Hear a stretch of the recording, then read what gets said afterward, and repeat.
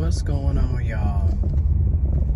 So I found out about this concept that I didn't even know anything about, but like hearing it today and researching it a little bit more, it in my opinion, it makes perfect sense. And basically it's called, are you the golden retriever or are you the black cat? And if you think about the animals, pets, cats, dogs, cats, they literally have different personalities, okay? And basically what it is when you think about a dog or a golden retriever, for this example, they're typically very loving, very caring, very affectionate. They're typically available. They're emotionally available. They're there for you. Dogs tend to be waiting for you, waiting to be around you. Yep. You know what I'm saying? And when you think about cats are kind of standoffish. You know what I'm saying? They're not really worried if you're there or not, you know? And then a lot of times it's almost like, okay, feed me and get out of my face. Now, let's be real. Every cat is not the same. Every dog is not the same, right? Because you have cats that are very affectionate. Like, I've had the pleasure of actually knowing a cat that is very affectionate, very loving. And then, ironically enough, I had a dog, still, rest in peace, little Ush. That's still my baby. I miss Ush. But Ush was a Pomeranian, just to put it into perspectives.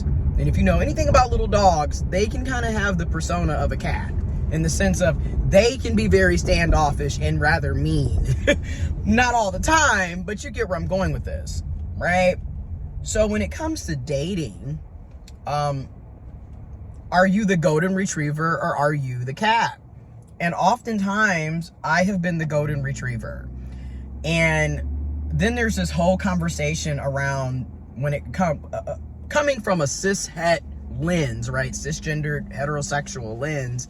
If you are men and women dating each other or pursuing each other, typically women are supposed to be the cats and men are supposed to be the dogs. And in this sense, men, aka the golden retriever, should be the one pursuing you. And if you are a woman as a cat, you should be the one being pursued.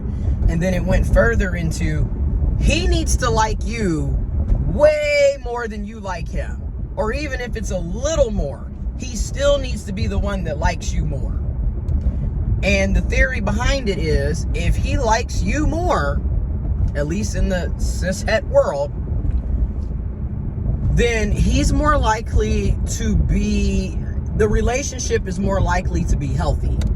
Versus when the woman likes the man more, okay, where the cat becomes the golden retriever and the golden retriever becomes the cat.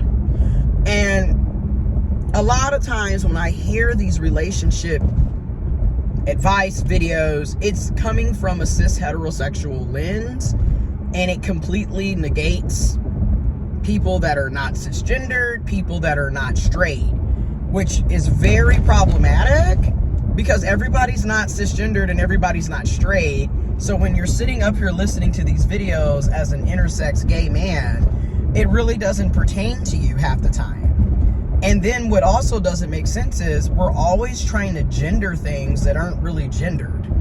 Like, it's dating. Doesn't really matter who's the cat and who's the golden retriever. Okay? The point is, you would want, in my opinion, I would want to have somebody that likes me equally back. And I'm kind of over this who's the prize shit, because to me, people who have that mentality of them being the prize are the people you don't want to be wasting time with, because they're literally stuck up. Like, it's past knowing your worth. No, you're an asshole. You're a bitch. And you think everyone is supposed to be kissing your ass in order to talk to you. So I'm not really interested in trying to be with somebody who thinks they're the prize. Okay, you're basically dealing with a spoiled, rotten kid in a adult body. a lot of times when you're dealing with people with this mindset, okay? They literally think that they are God's gift to earth. So, like, you're literally gonna have to kiss their fucking feet and have rose petals following them when they walk in order for them to give you the time of day. So, like, again, you're already starting the relationship on an unequal balance, and it's not gonna work out just because of that alone, in my opinion and experience. I don't really want to be around people that have that mindset, because again, we're adults pursuing adults. So why are you thinking that you are prince or queen or king and princess or whatever? Like, what is the point? And a lot of people are like this. Like, their entire mindset is, you should be worshiping the ground that I walk on because I am the prize. Meanwhile, they are freaking assholes, and you will quickly see exactly why nobody wants to be with them very soon, okay? Now, obviously, there are going to be different dynamics when it pertains to who you're talking to, right? Like, if you're queer, talking to another man, it's not going to be quite the same as a woman talking to a man or a man talking to a woman, you know, or a woman talking to a woman. Obviously, there's going to be differences, but there's also going to be a lot of similarities. And that's another reason why, as an intersex trans person, I get tired of constantly gendering things that don't really need to be gendered. Because one, you have feminine men, you have masculine women. Okay, you have people that are intersex, you have people that are trans, you have people that are non-binary. Very rarely does any of us fit in these very narrow boxes.